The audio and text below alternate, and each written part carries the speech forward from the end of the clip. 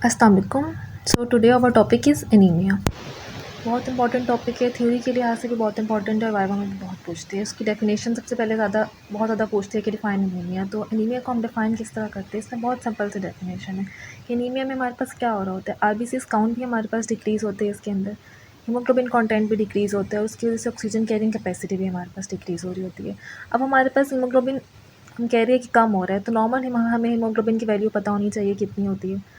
तो normal haemoglobin की value mails में हमारे पास होती है 13 से 18 ग्राम पर डीएल और फीमेल्स में होती है 12 से 16 ग्राम पर डीएल। अब किसी भी कंडीशन की वजह से, अगर किसी भी रीज़न की वजह से, ट्रॉमा की वजह से, किसी जो है वो और किसी कंडीशन की वजह से, जीआई की किसी जीआई ब्लीडिंग की वजह से, गायनी कोई डिस्टर्बेंस की वजह से या किसी भी डिज़ीज़ की वजह से अगर हमारे पास ये हीमोग्लोबिन की वैल्यूज़ कम होगी, नॉर्मल वैल्यू से अगर कम होगी वैल्यूज़, तो हमारे पास हम क्या कहेंगे उसे कि एनीमिया हो रहा है पेशेंट को। अब हम देखते हैं कि पेपर के लिहाज से जो हमें पूछते हैं उसमें हम देखते हैं क्लासिफिकेशन क्या है एनीमिया की।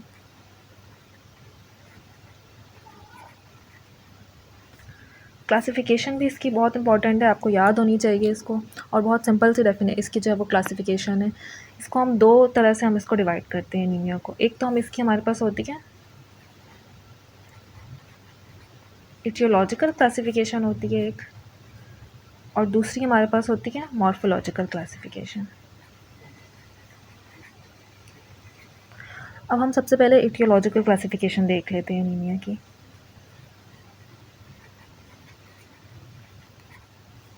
तो इटियोलॉजिकल क्लासिफिकेशन में हम किस तरह हम जो है वो एनीमिया को हम क्लासिफाई करते हैं। इसको हम तीन उसमें डिवाइड कर लेते हैं। एक तो अगर किसी भी वजह से हमारे पास आरबीसीज़ की प्रोडक्शन किसी भी वजह से अगर कम हो रही है, ये हो गया। दूसरा, एक तो आरबीसीज़ की प्रोडक्शन अब कम हो गई, दूसरा आरबीसीज़ की प्रोड्यूस ही हो रहे हैं वो, लेकिन क्या हो रहा है कि प्रोडक्शन के बाद उनकी डिस्ट्रक्शन जो है वो सेल्स की ज़्यादा हो रही है।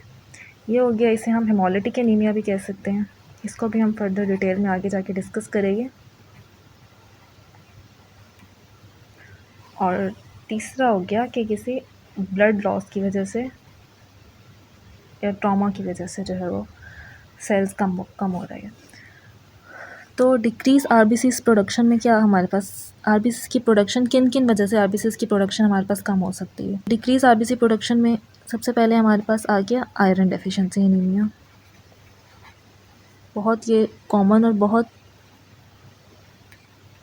इम्पॉर्टेंट। उसके बाद विटामिन B12 डेफिशिएंसी एनीमिया,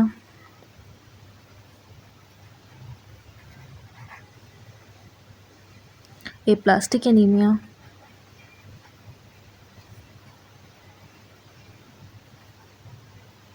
अब इन सब में क्या होता है कि आरबीसीज़ की प्रोडक्शन कम हो रही होती है। आयरन डेफिशिएंसी में भी, विटामिन B12 में भी और एप्लास्टिक एनीमिया में भी। उसके बाद हमें ब्लड लॉस, उसके बाद है increase destruction of haemolytic anaemia. अब डिस्ट्रक्शन सेल्स की किन किन कंडीशन में डिस्ट्रक्शन ज़्यादा होती है, इसे हेमोलिटिक भी कहते हैं क्योंकि इसमें क्या हो रहा है कि सेल्स का ब्रेक डाउन हो रहा है, तो इसे हम हेमोलिटिक एनीमिया भी कहते हैं। डिस्ट्रक्शन हमारे पास इसमें हम देख लेते हैं। एक हो गया हेरिडिटरी किसी कंडीशन की वजह से,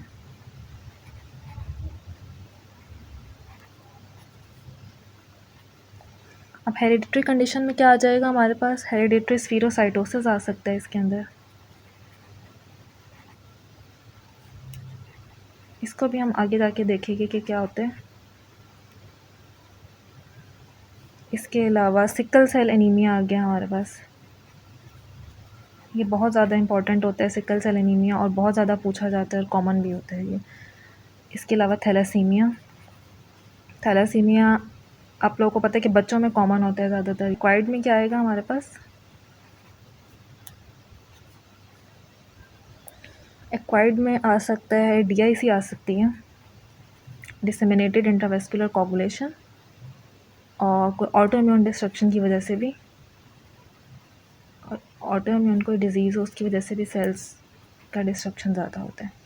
ये हो गया। और ब्लड लॉस में हमारे पास क्या आ जाएगा, किसी भी ट्रॉमा की वजह से, एक्यूट हो या क्रोनिक हो, जो है वो ब्लड लॉस हो रहा हो, उसकी वजह से सेल्स हमारे पास लॉस हो रहे होती है, तो उसकी वजह से भी एनीमिया हो सकता है। अब इसमें एक्यूट में क्या आ जाएगा, एक्यूट में कोई ट्रॉमा हो सकता है, और क्रॉनिक में क्या आएगा?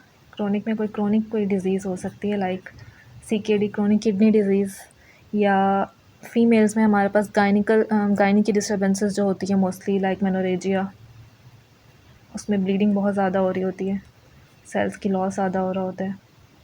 और इसके अलावा कोई GI, गैस्ट्रोइंटेस्टिनल कोई ब्लीडिंग हो सकती है। सही है, तो ये हो गया ईटियोलॉजिकल क्लासिफिकेशन हमारे पास। इसके बाद हम देखेंगे कि मॉर्फोलॉजिकल क्लासिफिकेशन, हम मॉर्फोलॉजिकली हम किस तरह क्लासिफाई करेंगे एनीमिया को। ये भी बहुत इंपॉर्टेंट क्लासिफिकेशन है इसकी, मॉर्फोलॉजिकल क्लासिफिकेशन। तो मॉर्फोलॉजिकल क्लासिफिकेशन के अकॉर्डिंग भी हम इसको 3 उसमें डिवाइड करेंगे। एक हो गया हमारे पास नॉर्मोसिटिक एनीमिया, ये बहुत अच्छे से आप लोगों को याद होनी चाहिए मॉर्फोलॉजिकल क्लासिफिकेशन। इसके अलावा माइक्रोसिटिक एनीमिया, और फिर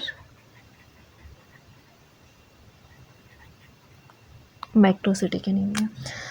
बस 3 पैरामीटर्स होते हैं, वो हम देख लेते हैं। कौन से 3 पैरामीटर्स होते हैं? पैरामीटर्स हमारे पास होते हैं MCV, MCH और MCHC। अब MCV की हमारे पास वैल्यू क्या होती है? MCV की हमारे पास नॉर्मल जो वैल्यू होती है वो 80 से 100 होती है, इसका यूनिट होता है फिर। MCH की नॉर्मल वैल्यू हमारे पास 25 से 35 पिकोग्राम आ गई, और MCHC की नॉर्मल वैल्यू हो गई 30 से 35 ग्राम पर डी। अब हम देख लेते हैं किन किन कंडीशंस में हमें नॉर्मोसिटिक एनीमिया मिलेगा, किन कंडीशन में माइक्रोसिटिक और मैक्रोसिटिक एनीमिया मिलेगा। तो नॉर्मोसिटिक में क्या होता है कि MCV की वैल्यू हमारे पास नॉर्मल होती है 80 से 100 फेमटोलीटर। उसके बाद कि किन अब कंडीशन में हमें नॉर्मोसिटिक एनीमिया मिलेगा। अब ये कि एक तो हमारे पास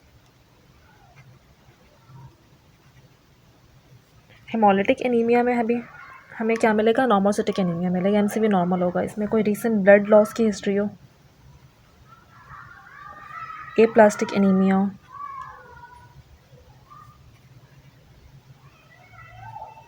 या फिर लिम्फोमा या ल्यूकीमिया हो, लिम्फोमा या फिर ल्यूकीमिया, उसमें भी हमें MCV नॉर्मल मिलेगा। या फिर कोई किसी क्रोनिक किडनी डिज़ीज़, या फिर क्रोनिक किडनी डिज़ीज़ की हमारे पास हिस्ट्री हो। तो इन कंडीशन में हमारे पास क्या होगा कि नॉर्मोसिटिक एनीमिया होगा और MCV हमारे पास नॉर्मल होगा। अब है माइक्रोसिटिक एनीमिया। माइक्रोसिटिक एनीमिया किन किन कंडीशंस में हमें मिल सकता है? तो माइक्रोसिटिक एनीमिया के लिए हम एक निमोनिक याद रख लेते हैं। एक तो इसमें क्या होगा कि MCV की वैल्यू 80 पिकोग्राम से लेस देन 80 होगी MCV की वैल्यू। अब किन कंडीशन में हमें मिलेगा माइक्रोसिटिक? सबसे ज़्यादा इम्पॉर्टेंट आयरन डेफिशिएंसी एनीमिया में हमारे पास MCV की वैल्यू 80 से कम होगी, माइक्रोसिटिक एनीमिया होगा। इसके अलावा thalassaemia,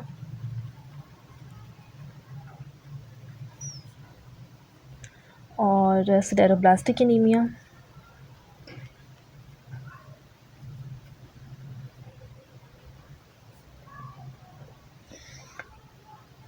anaemia of chronic disease,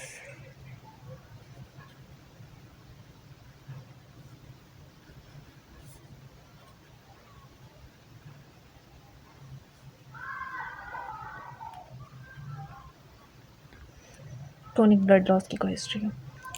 तो इन कंडीशंस में हमारे पास क्या होगा कि माइक्रोसिटिक एनीमिया होगा। इसका निमोनिक होता है हमारे पास टिक्स से इसको याद रखते हैं हम माइक्रोसिटिक एनीमिया को। इसके बाद है मैक्रोसिटिक एनीमिया।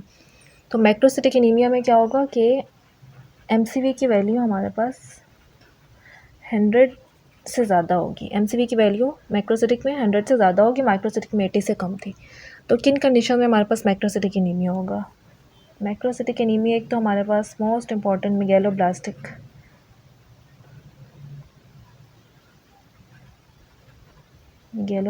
एनीमिया, जिसमें हमारे पास vitamin B12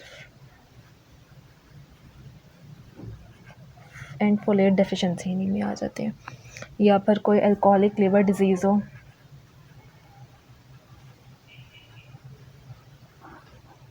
alcoholic liver disease की हिस्ट्री हो, तो उसमें भी हमारे पास मैक्रोसिटिक एनीमिया में मिलेगा।